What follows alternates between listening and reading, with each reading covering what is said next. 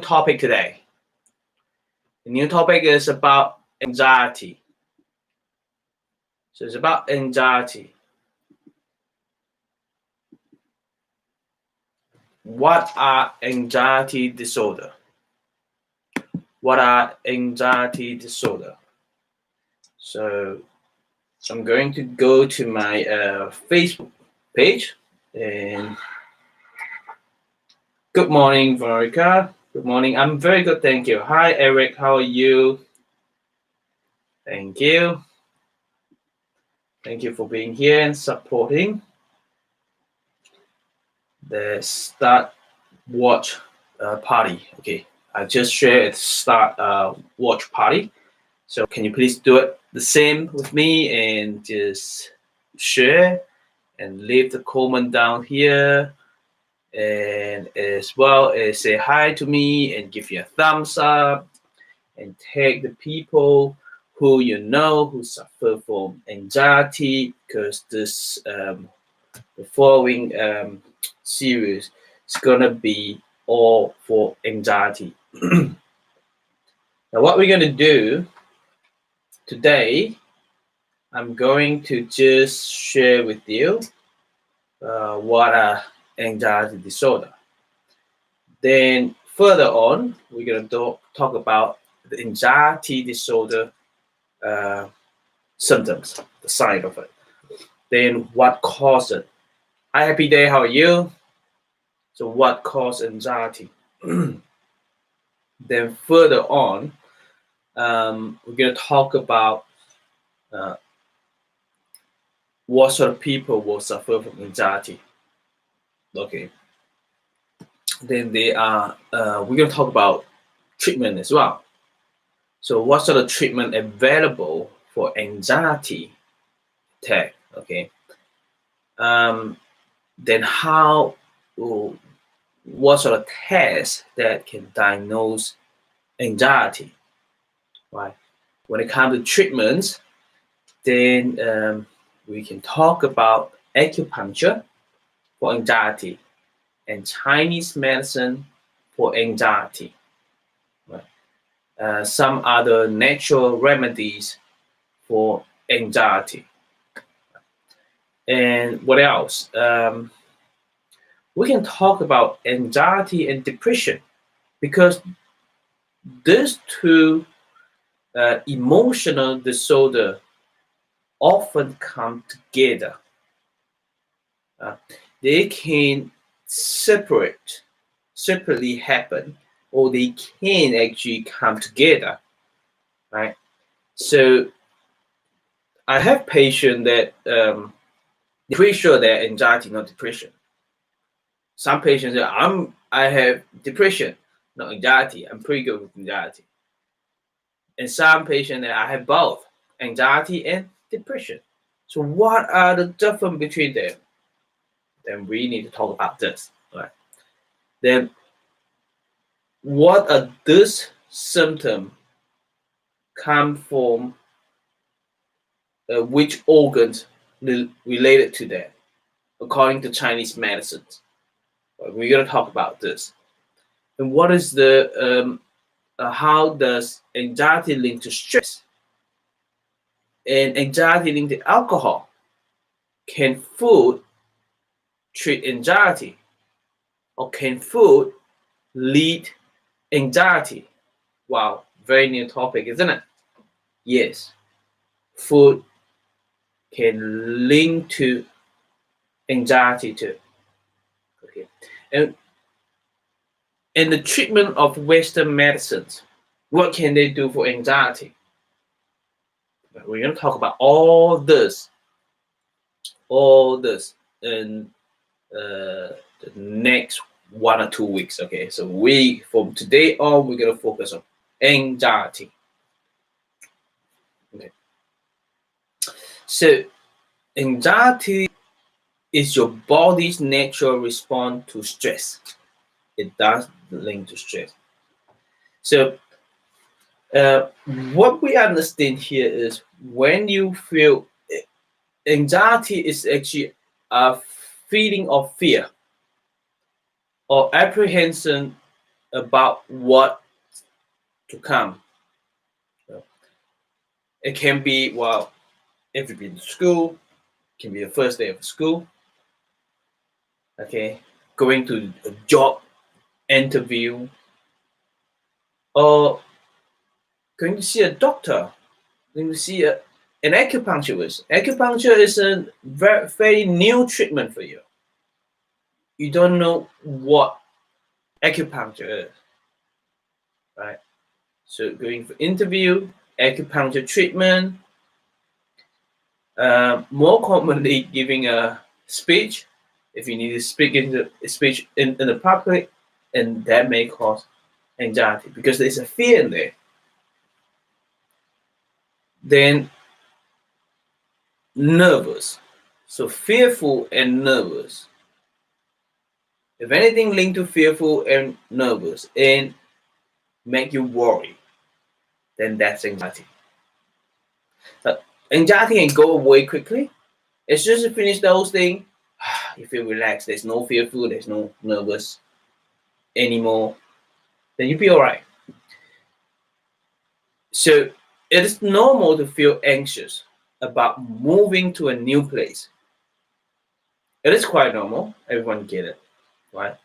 Starting a new job or taking a test. I get anxiety when I get tests. I worry. Right? This type of anxiety is unpleasant, but it may motivate you to work harder and to do a better job. Now, I'll share with you, all successful men, they all have anxiety. Because this type of anxiety, or they all have fear. Fear and anxiety most likely linked together. Now, let me show you something. According to Chinese medicine, stomach and spleen linked to anxiety. Kidney and bladder linked to fear. You see, this is the organs. And when patients have heart problem, it comes to easily get anxious, very easy. When you get anxious, it will lead to heart palpitation as well. Why is that? That's because when the stomach and spleen out of balance, you get anxiety, and the heart and small intestines try to support the stomach and spleen, and the heart can't control itself properly, it functions properly. That therefore it leads to palpitation. Very common. When you get anxious, you can't sleep. Very common. That's why we put it in Chinese medicine. Anxiety linked to stomach and spleen straight away, and it can come to here.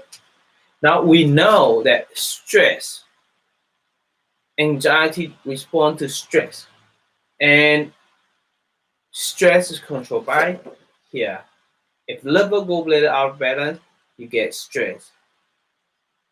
So simply anxiety, worry too much, this symptom, it linked to stomach and spleen, and as well as heart, small intestine, liver, gallbladder, fear, kidney, and bladder.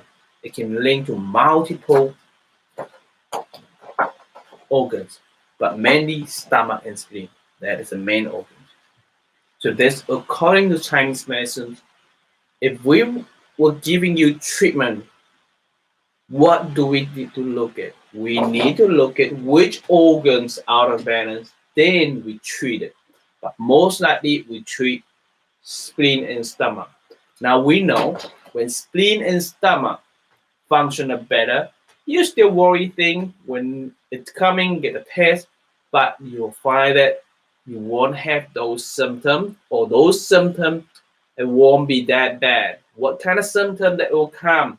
What are the symptoms of anxiety? As I just told you, that the palpitation, which increase heartbeat, rapid breathing, restless, You can't have a rest properly.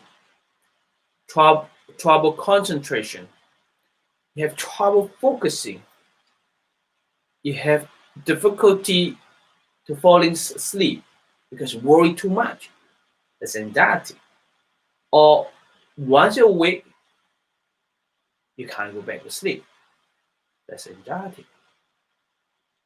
Our patient yesterday, he told me that it was too busy and he got out at 2 o'clock and then start to work because he couldn't get back to sleep.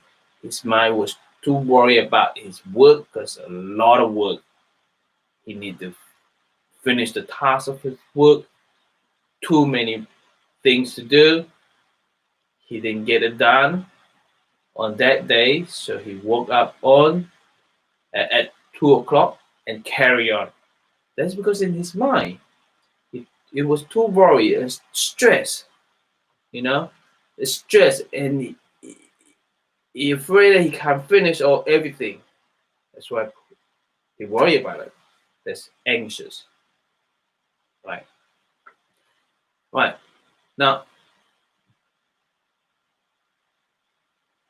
in anxiety it's a feeling that comes and goes, and if that is a feeling that comes and goes, it's not too bad, right? But and as long as it does not interfere with your daily life. So in the case of an anxiety disorder, the feeling of fear may be with you all the time. It is intense, and sometimes it actually put you in bed, like you can't do things. Especially when you have symptoms, you can't drive. I have patients when she drive, she get anxiety, she worry that she hit someone, she had a car accident. So this is not good. This is not good. So like if you go for a test, a new job, or move to a new place, you worry about it. But as soon as you finish that, it's gone. But some anxiety, you just keep having the sensation, the feeling, and the symptom, and it actually stop you doing something that you like or you love. And you can't function properly, you can't work, and that's become an issue. And then you need treatment. You need to seek a doctor,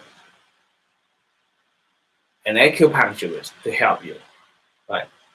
So this type of anxiety may cause you to stop doing things you enjoy, right? In extreme cases, it may prevent you from entering to a small space, like getting a room, a dark room, crossing the street, or even leaving your home. Or like you just want to be at home. You don't want to leave your home. And that is not good, right? So the anxiety will get worse and worse and worse. Then you will really need someone to help you. Right? So anxiety disorder are the most common form, as most common form of emotional disorder, and can affect anyone that at any age. Can be very little, suffer from anxiety, or very old elderly person or teenager. Anyone can suffer from anxiety. Now, according to the American Psychiatric Association, women are more likely than men to be diagnosed with an anxiety disorder. It's partly because when women have the monthly period bleeding and you suffer from PMS and the hormonal disorder, the hormonal imbalance, it causes the emotional issue as well. And some patients get to lead to the period, and they get anxious. Another thing we want to talk about is expectation. When you have a high expectation, then you worry about that you can't reach the expectation. You worry that people can't reach the expectation, and that creates stress, and that creates worry. Then it put you into anxious. So you need to understand that expectation as well is one of the things. Right? Like as a Chinese herbalist, Chinese meditation as well, then we need to talk about, we need to let patients know what are the expectations of the treatment they come to us. Okay, what are the expectations of the time frame that they're getting treatment to heal the disorder that they come for. So we need to talk about this, because if you're a practitioner, you're not sure what are the expectations of your patient, and you don't, and your expectation for your patient, then it will lead to anxious as well, right? Because when we treating patient, the patient respond to acupuncture, even though they responded very well at the beginning, but the condition will always comes and goes, comes and goes, comes and goes. Okay, so set the right expectation for your patient is critical, very important, right? That's it for today. Now, if you're watching this video in our Facebook clinic page, so call us. Our phone number is 0784677956, and you call us that we can help you with your anxiety disorder with acupuncture as well as other remedies. Right? If you find that any solutions, it could be meditation, it could be singing a song, going for a walk, can help your anxiety or depression or stress, and you should do that. Otherwise, acupuncture and Chinese medicine, we can balance the organs. Oops, where's the organ? We balance the organ and to help you get rid of anxiety. Right? Stay awesome, and I'll see you next time.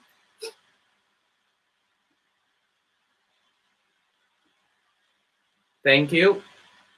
Thank you, Veronica. Thank you, Eric. Thank you for all your support. And I'll see you tomorrow.